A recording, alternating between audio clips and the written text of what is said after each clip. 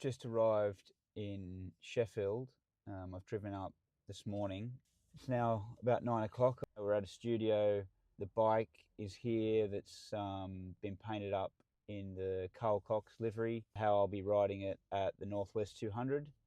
And I believe we're going to go in and do some photographs so you can learn the same rate I do. Al originally reached out to me and said he's interested in fielding a Supersport bike at TT, and because DAO aren't running a Supersport bike, we'll do Superstock, Superbike, but Supersport's up to you to sort of figure out what you want to do and how you want to do it. And so it kind of just happened to sort of fit together by chance. So Supersport was always part of the plan. It was just exactly where was I going to go and what bike was I going to ride. And ready? There we go, that was nice. Know the difference here? Know the difference. So you grab the back, and then fill it with air when it comes down and go the whole way. Get up.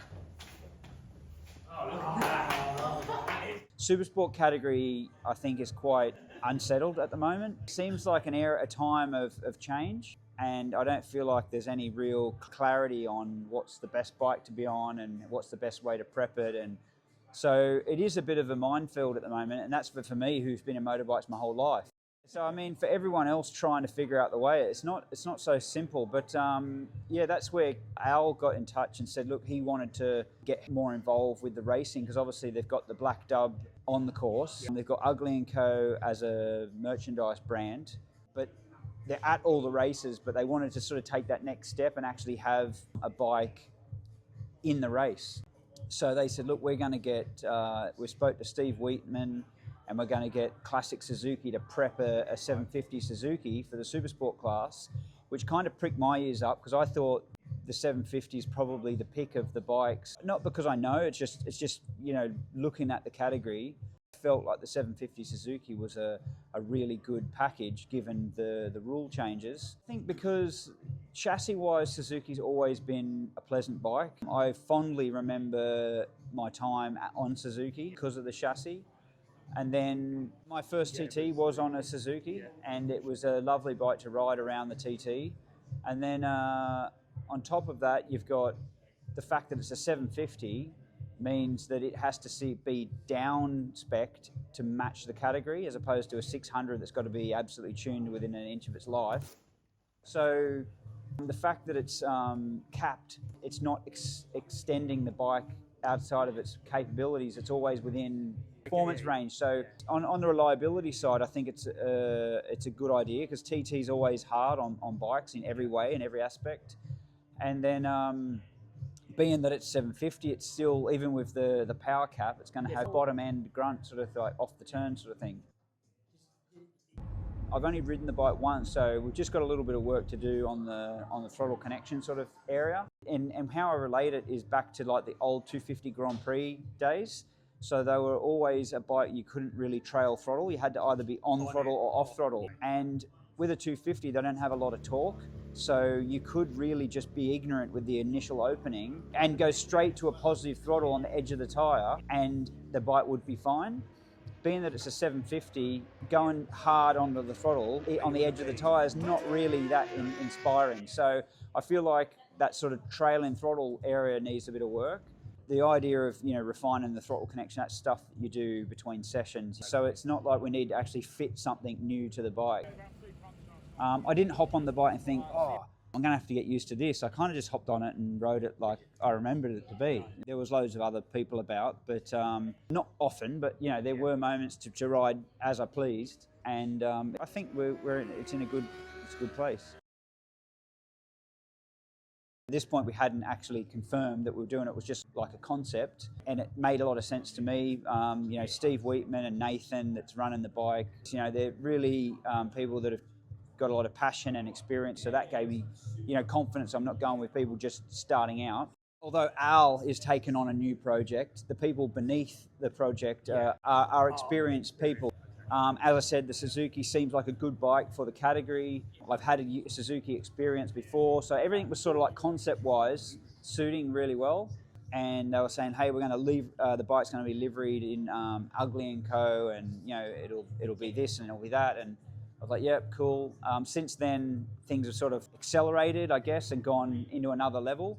Nice to see you. You too, you too. Hey. G'day. We've been expecting that. Mate. G'day. Yeah, g'day. How are you? I don't know exactly in the background how it all came together, but as I said, because UGGLY Co produced the merch for Carl Cox is heavily involved with motorsport.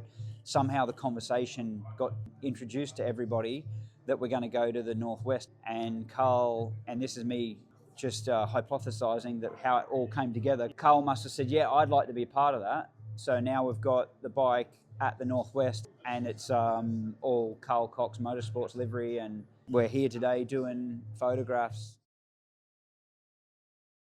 So it would have been sort of December time last year, maybe even November. I'm gonna say probably December last year is when it was sort of being spoke about. And there's been regular communication sort of ever since. You know, some stuff, small details, and other stuff like bigger kind of like confirmation days, where it's like, are we actually going to do this? And it's like, yeah. Because obviously at first, I guess, and I'm reading the vibe of the room, Al was not sure if how committed I was. And in one conversation he says, like, can you just give me an idea? Are we like 90% there, or are we like 50-50? And I was like, no, at the moment I'm 90% there. Like, we've got the bike, we've got the concept, we've got the idea, we've got the events. I says, unless something that I'm not expecting, you know, pops up, I think this is it. I think we're on, you know. You ready to? You say when?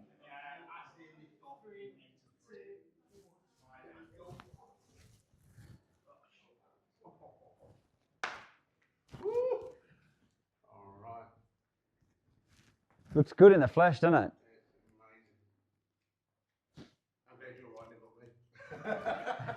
I'm glad I'm riding it too. Thanks, buddy. Wow.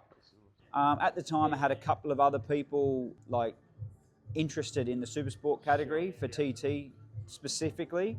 So I had to sort of like make calls and say, hey, look, I've made decisions to go and do what we're doing. But apart from that, yeah, it was more or less, this was like the plan A from the get-go. I'm very proud and honoured that you're sporting the colours for us anyway. And hey, it goes both ways, man. I'm like, wow, really? you wanted to get involved with what we're doing. This is cool, you know. So I'll see you I feel on the TV half the time. When like, yeah. You know, Cadwell Park going like this, you know, yeah, half the time. But to come together like this is a great day for me.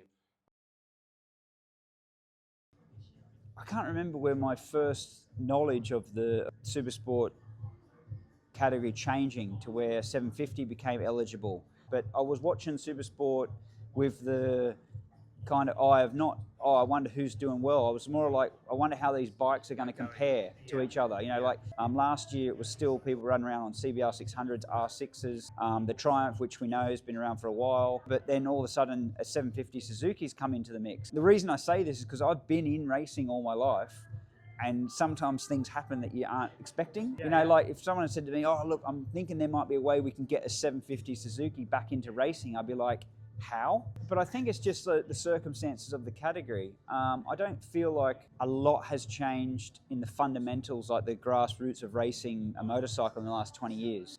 There has been a lot of advances in electronics, aerodynamics and stuff like that, but all that's predominantly focused around either the Superbike class or MotoGP, which has got nothing to do with this. And then if you look at British Superbikes, electronics have been held back for the last 20 years. And I can see where the benefits and disadvantages are in that. So yeah, there is a lot of things in racing and motorsports that has improved in 20 years, but there's a lot of things about that bike that are just as equal as today's standard of motorcycles being produced. I think a 750, you've got to look at the overall, and I think the reliability factor and the torque of the engine and what you can use, the way you can use it, you know, like you can hold a gear rather than have to go 2 changes. You can make the whole bike more efficient over a lap than a highly strung thing being absolutely revved to its peak. So I think if you were to ask like a maths group to work out all the variables and spit out a number, I think the 750 will spit out a better number than the best version you can get out of a 600. This is where opinions vary, but then you arrive at other problems. There's never a straight path. I mean, you put a top rider on any bike, they're going to find a way to extract some results out of it, but I'm just looking at generalization across all the different bikes in a category, and there's always going to be some little advantage in one and a little bit of a kickback somewhere else. So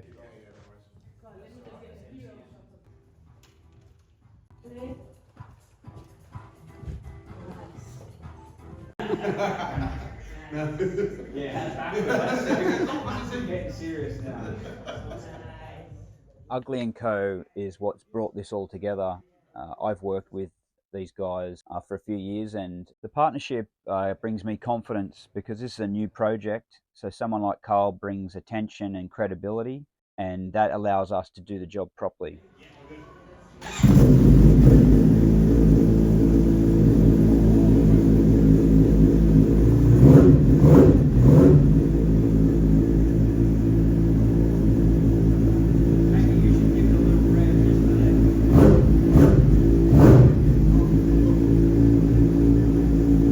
At the moment, there's a lot of excitement about this project, and I feel like it's because there's a lot of key ingredients, and now we just want to see it all come together.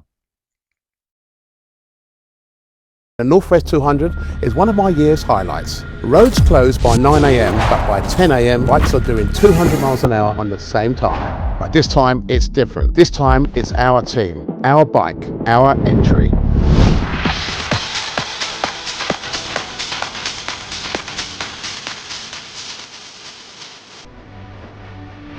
When you're looking for someone to carry your name at 200 miles an hour, you pick a 2-time champion, Josh Brookes, pushing the limit on the Suzuki 750.